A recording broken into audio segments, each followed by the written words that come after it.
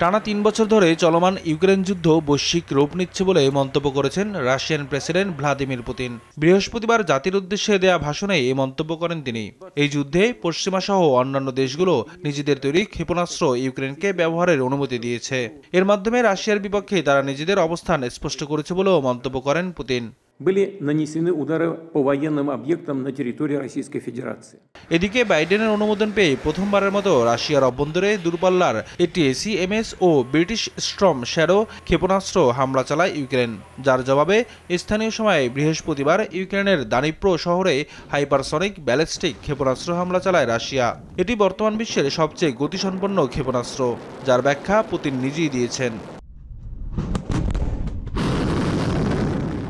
এ হামলার পরপর পুতিন জানান, যাদের ক্ষেপণাস্ত্র ব্যবহার করা হয়েছে তারা মস্কোর শত্রু, তাদের উপর দ্বিধাবিহীন হামলার হুঁশিয়ারি দেন তিনি। একাধিক পর্যবেক্ষক ও যুদ্ধ বিশ্লেষকদের মতে রাশিয়ার নতুন আঞ্চলিক বাস্তবতা পূরণের পথে বাধা পশ্চিমা ও তাদের সহযোগীরা। এদিকে তৃতীয় বিশ্বযুদ্ধ চলছে বলে মন্তব্য করেছেন ইউক্রেনের সাবেক সেনাপ্রধান। ক্ষেপণাস্ত্র ব্যবহারের অনুমতি দিয়ে মার্কিন প্রেসিডেন্ট যুক্তরাষ্ট্রকে সরাসরি এই সংঘাতে জড়িয়েছেন বলেও মনে করছেন তিনি।